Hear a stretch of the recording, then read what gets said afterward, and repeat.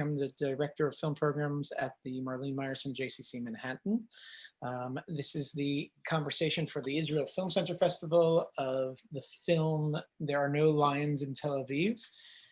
There are also no lines in Tel Aviv, I hear, because nobody stands in line in Israel. This is the stand-up part of the show. I'll be doing my routine here for a while. We're just waiting to let a few more people join in because we do start on Jewish time. And we'll give them one more minute to join us. We hope you have gotten acquainted with our Zooms already. I'm seeing a lot of familiar faces. Nice to have you here. Don't be shy to use your cameras as long as you're wearing clothes. We're happy to have our community here. And of course, we're excited to make you a part of this conversation as well. So just to kick things off, once we start, I recommend switching to speaker view so you could see our speakers in full screen, hopefully somewhat larger than life, depending on your computer size. And before we do that, let's take a moment to run our trailer. Sam, let's run the trailer. 2, 3, 4.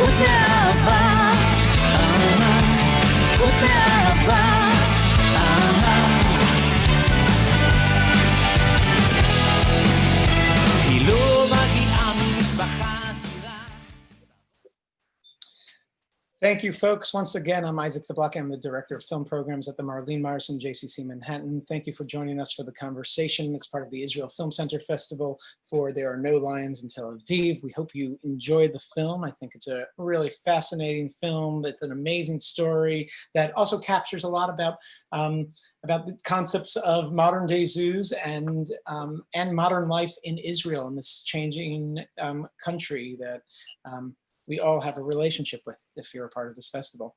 We hope you've been enjoying the festival. We have actually technically one more day. It's Friday evening. We take a break for Shabbat, but we'll see you. And I think this is a perfect way to do a Shabbat afternoon, a beautiful day here, at least in the New York area, and to enjoy some discussion just before Shabbat. We'll call it Kabbalat Shabbat in some way. And then on Sunday, we have two more films, the film about Ulcie Perry, as well as a film which is actually a mini-series about the Dayan family. So check those both out. And this is your last opportunity also to see some of the other films that have been part of the festival. We had made them available for this week. They will all disappear forever at midnight on Sunday. Hopefully not forever. Hopefully not really disappearing, but I like being dramatic.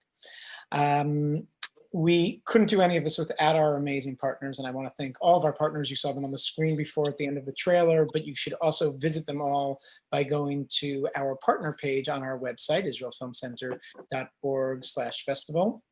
And go to the partner page, see all of our wonderful partners. But I want to give a huge thank you to our media partner, The Forward. The Forward has been a partner with us for many years in person. This is, I think, the first time I'm doing it with them virtually. So this is very exciting. And they're actually going to be moderating two conversations. And today we're excited to have the national editor of The Forward, Rob Eshman, here with us. Rob, say hi. Hi.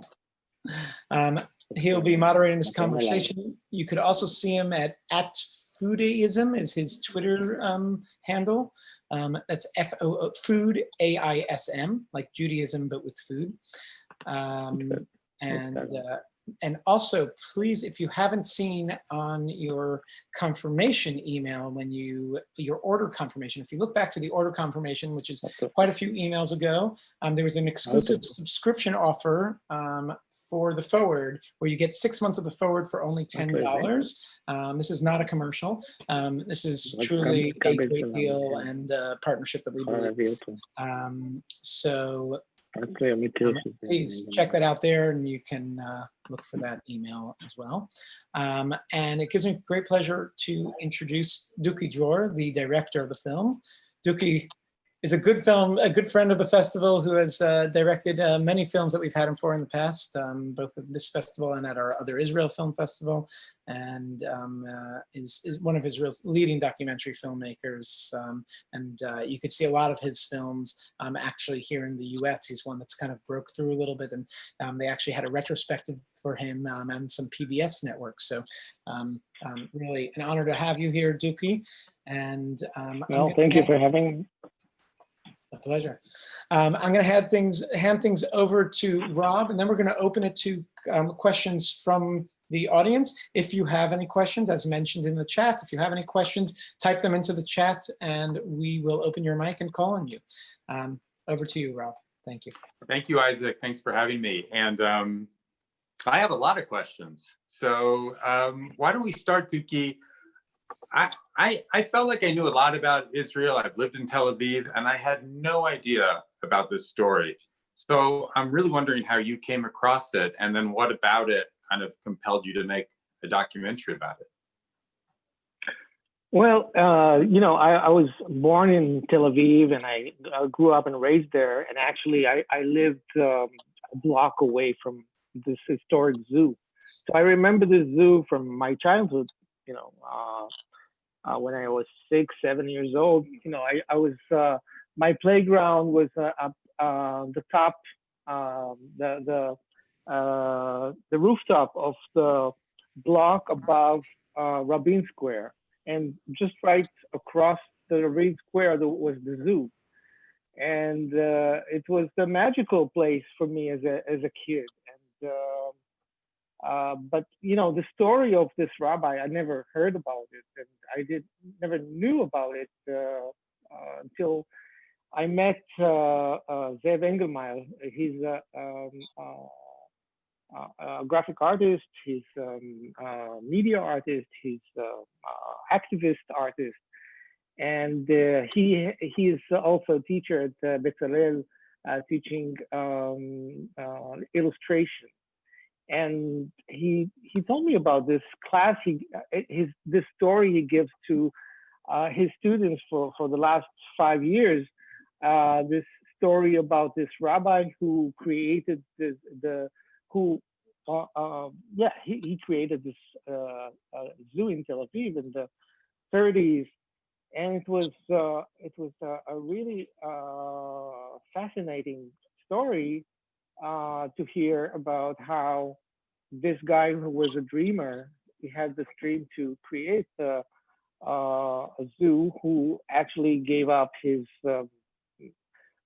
job as a rabbi, and he had one mission in his life, later in his life, is to come to Palestine and to create a zoo and to bring his love for animals to the people who lived here.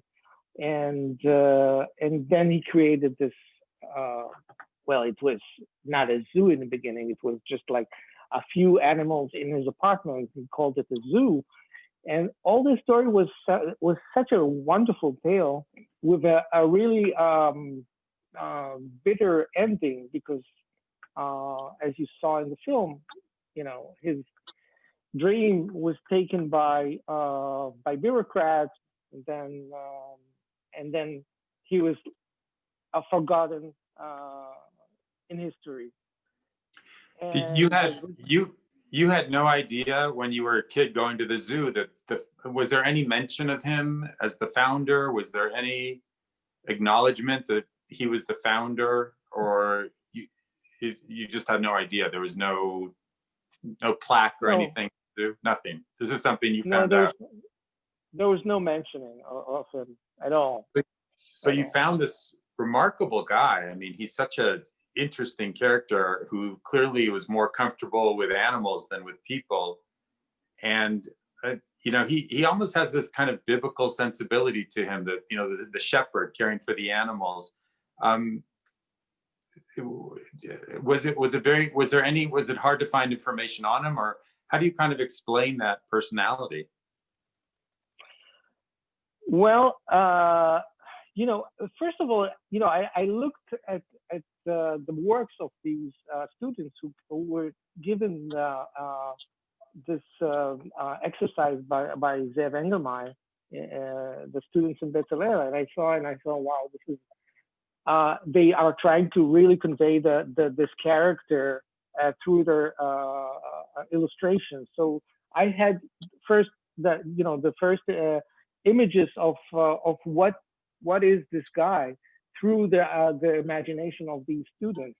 So I had this first glimpse of what could be this character like. And then I went and tried to find his family, or, you know, his grandsons actually, and granddaughters. And I found the granddaughters, and they were quite interesting. They didn't want too much to talk about him. Well, they wanted to talk about him, but they didn't think, you know, that they should be part of a film. And I felt that there's some bitterness there, that this guy was really forgotten by the city and by history, and he had something to do with this history. And then so I had to find other material. So I went and I realized that, you know, the zoo was a central point in Tel Aviv since its creation, and everybody who was in the city or traveled to the city or visited the city or grew up in the city had photos there. This was the most photographed site in the city, because there was nothing there, but that is a point of attraction. So there was like a vast material of archive from the zoo, and it was like a gold mine, but not much of this old man. So I had to do some more research, visual research into the archive, and then we found some footage and some pictures of Sorenstein, and we started to develop the idea how to create a movie out of this. Did you find? Oh, sorry. Did you? Then. Oh, go ahead. Go ahead. Sorry. Go ahead. No, I just wondered if you found kind of a smoking gun. If you allude to the fact that there were forces that colluded to take the zoo away from the rabbi, and I wondered if you found any evidence of it, either a person or people who really took it away. Well, there was, you know, the Municipal Archive of Tel Aviv was a great place to look for the smoking gun, or for evidence of the story of what happened, how it was, how this problem of the zoo of Schoenstein was created, they tried to solve it, and how you know, what you have a lot of letters that were written by city officials, by Sorenstein, by his some of the people who supported him, and there was one journalist from Davao who wrote about the stages of the story as it happened, where the arbitrary between the city and Sorenstein was taking place, where he lost his job because of these 3 lilas he was said that he stole from the city, from the safe. It feels like, I mean, it feels like in a way you're trying to get at this idea of this this beautiful vision, this innocent man with a beautiful vision, kind of prophetic. He wants to, let people be in touch with animals, maybe because it's, because we have a lot to learn from animals. And it's all snatched away from him. And it feels somehow like this, the fallen dream, the loss of innocence. There has to be some metaphor you were thinking of there for television itself. Yes, of course. I mean, that's why it was so, I was so attracted to it because of this innocent loss, but because of this, real dream of someone who wanted to create something for everybody, and it was taken away from him. And of course, it says something about the growth of Tel Aviv, the growth of small town, and the change of the society, change of people, change of, I think one of the first sentences I wrote as I sent this, when it was in the stage of proposal, I said, this is a story about a dreamer, a city of dreamers that became a city of bureaucrats that then later became a city of real estate tycoons. So that was something that was in my mind in the very first beginning of this project. But at the same time that they're losing their innocence and the, kind of negative forces are taking over this beautiful dream, there's also this awareness that of modern zoo practices, of how to really treat animals. So there's, the loss of innocence, but also this gain in sophistication and how we should really be treating animals too. I mean, it's both those forces at once, it seems. Right. There was this aspect I didn't think about it in the beginning because I was, taken by this nostalgia to the zoo, as a kid. And as a kid, I was not aware of the suffering of animals at that time. And during the making of the film, during the interviews, getting into the subject of zoos, it was something that became aware to me. And I had, I felt that this is something that must be included in this film. And actually, there was one of the versions, working versions of the film, we were discussing this, the idea of zoos and how it was started in the colonialist time when, they had people, not only animals, but pygmies that they brought from all kinds of places, the British, and they had in zoos, which is just today, when you think about it, it's ludicrous, and probably for young people or maybe the next generation, having animals in zoos, it would be the same idea. Yeah.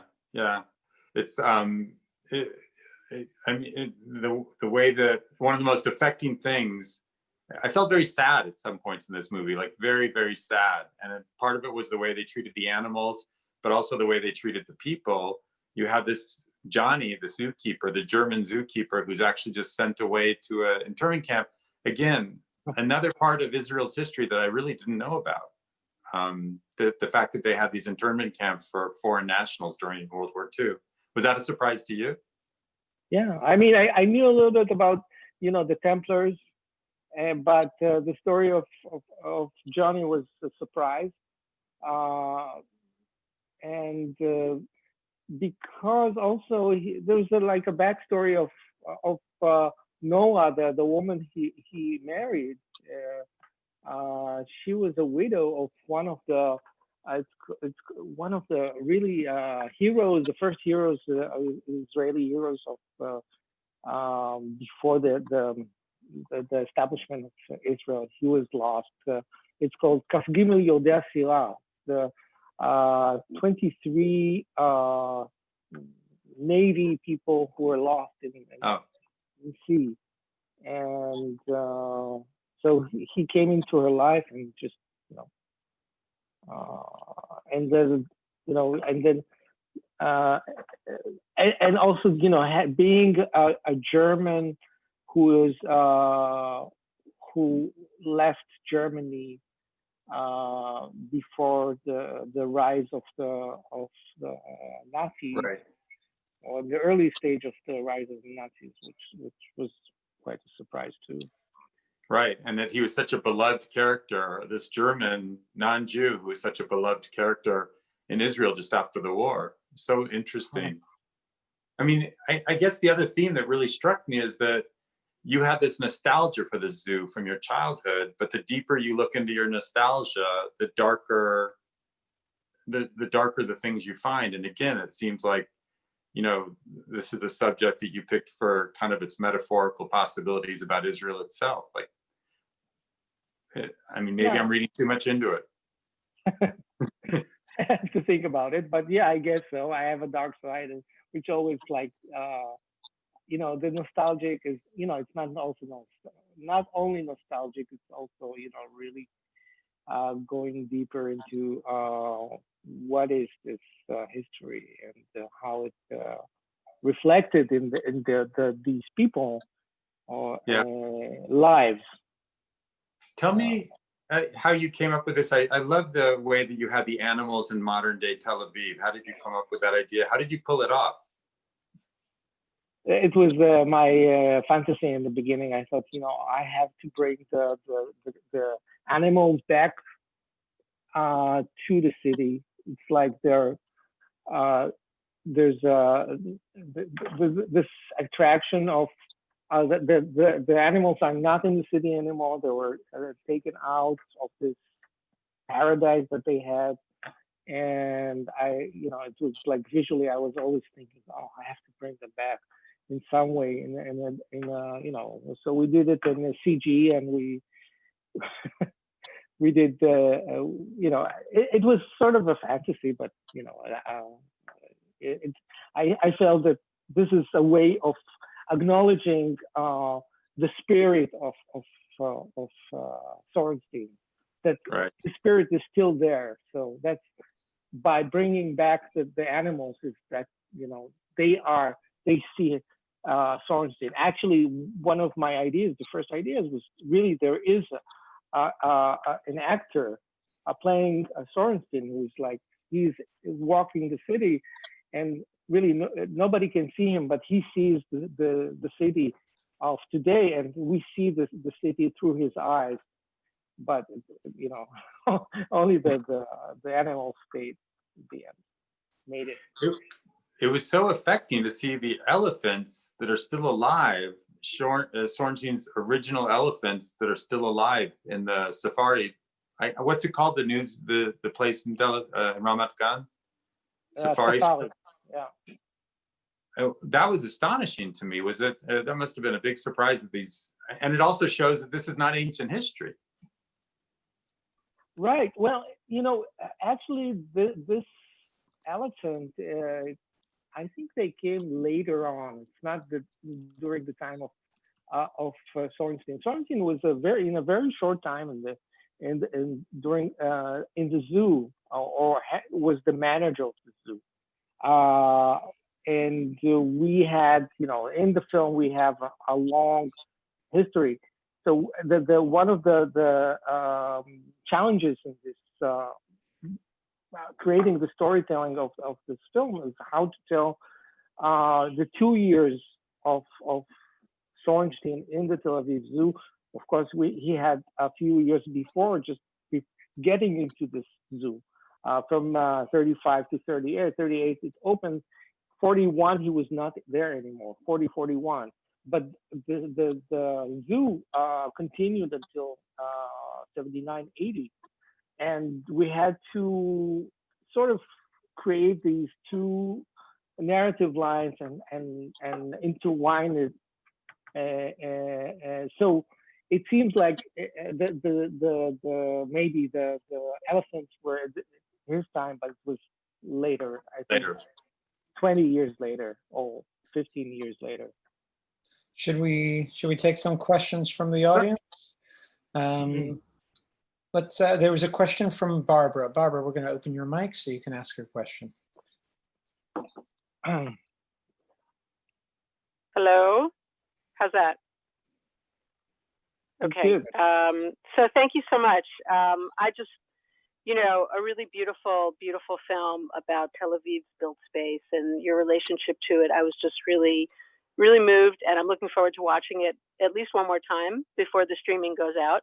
I had heard anecdotally that the zoo employed at some point after the war Holocaust survivors in a kind of a way, sort of terapia b'isuk, like a kind of occupational therapy to help them deal with trauma. Was that something that you came across in your research at all? Not that I remember. No. Okay. All right. That was the one fact that I remembered about learning about the zoo, and I just wondered if it was apocryphal or actually true. No, I don't know. I didn't came across this information. I didn't come. Folks, if you do have questions, you could post them in the chat, or you can also raise your hand and let us know. We're going to take another question from Esther Weiser. Esther. Hello, actually it's your husband David here. Thank you very much. How would we know? No problem. You never know who's who by name these days. So first of all, I have to tell you, I just loved your film and the history. I had no idea it existed. For that matter, I had no idea even that a safari exists at Ramat Gan. I love the zoo, the biblical zoo in Jerusalem, but now I have a safari to visit in Israel. Who has to go to Africa? That's a nice surprise. So thank you for that. Two questions. One, do you have any information on who the veterinarians were? Because veterinarians for exotic species are different than for even agricultural animals and pets. And also, other than from the Cairo Zoo, how did he get his animals? I assume they were all or most of the animals that were born in zoos, other than the rhino and the giraffe, I guess. I think that the animals from the Cairo Zoo were brought there by the British and from probably either from other places of other parts of Africa, I guess, and they were born there. The cubs were born there, yes, of course, and then they transported them by train. And regarding vets, there were two. One is Mendelssohn, his name. I forgot the name. The other guy who also had a competitive zoological place in Tel Aviv at the same time that Sorenstein was asking for to have the zoo, but I don't remember his name. There were two of them, yeah. We have a question from Sandra Wasserman. Sandra, you have your hand up. We're going to unmute your mic. Give us a second. You're on. Hi, thanks so much. My question is there or will there be a book about this for children or adults about the zoo? Because I especially thought of it when I saw the animation part. I said, this is perfect for a book for kids, but for anybody. I think so too. I think there should be. Actually, the name of the film is There Are No Lines in Tel Aviv. It's a name of a book by this name, En Arayot B'Tel Aviv.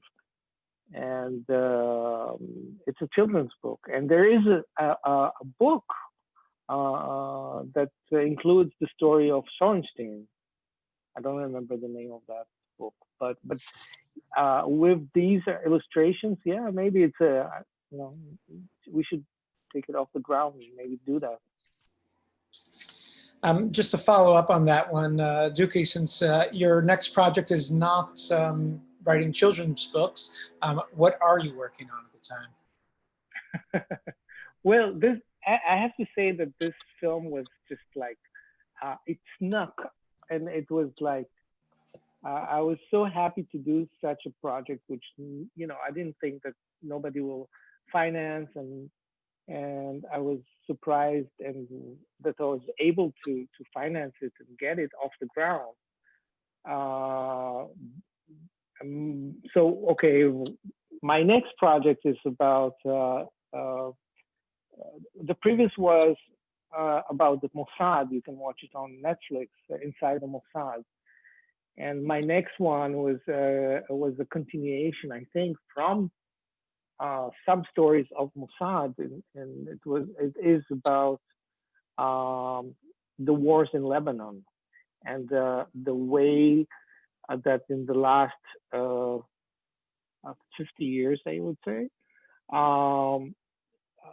this tragedy that happened in the north border of Israel, and especially in Lebanon, became from a small conflict into a really geopolitical story and big tragedy for all the nations, all the people who are around and they were involved in the wars there, including the Americans also.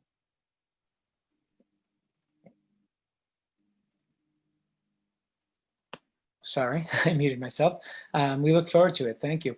Rob, I'm going to hand it back to you just for any final words or questions that you might have before we sign off, and anything that we could get excited about from your world. Yeah, well, in my research for this, after I saw your great documentary, I saw that the zoo the safari park that's now in Ramat Gan, which I found fascinating. It's actually has one of the best records for breeding in the world of rare and exotic species, and it's it's considered one of the highest, best run, not zoos anymore, I don't know what they call them, animal care centers in the world, with people coming from all over for their breeding program. It's got the largest tribe or family of hippos. It gave birth to one of the few white rhinos ever born in captivity. So in some ways, the animal part of this story has kind of a happy ending, even if the people part doesn't have such a happy ending for the people that created the zoo. And I thought that was very interesting. So I guess, Duki, I want to give you the last word. What do you really hope people take away from this movie? I think that, well, they have to take whatever they feel after this film. I think everyone will take something different, and either it's to look at the people who would really do something unusual and do and understand that their history, or the history of the place that they know is made by people we don't really know, and look for that. Look for what's behind what we see, because there was always a story behind that, and the story behind the story. There's always a story behind the story of the obvious things that we look at in the world. So yeah, that's what I would like the people to get. Thank you. Great. I want to thank both of you. I want to thank Duki Dror for being a part of this conversation, for a fantastic film. Rob, thank you for leading this. I want to give a big thank you to The Forward. The Forward will also be leading our closing event conversation, which will be with a film about Ulcie Perry called Ulcie. Please join us for that as well. There's also a great article about the film that The Forward posted, so please check that out. You basically have 2 days left of this festival. We'll be providing you with fantastic Israeli films for another 2 days. So tell your friends, check out whatever films you've missed, and you can see all these conversations on our YouTube channel, the Israel Film Center YouTube channel. We also have already started selling tickets for our next upcoming films after the festival. We're going to be running a virtual screening room of the film Aviva that just came out today throughout this entire week. So you could check that out. It's a fantastic film inspired by, I'll say, by the Batsheva dance company. Many of the dancers in that film came out of that company. And it's really a creative film, and many, many more films coming up, Israeli films coming soon. So check out jccfilm.org. We don't just run these films during the festival, we run them year round. Most importantly, everyone, please stay safe. Make sure to follow all the rules that the CDC are giving us, and we hope to see you in person soon. Thank you all. Shabbat Shalom.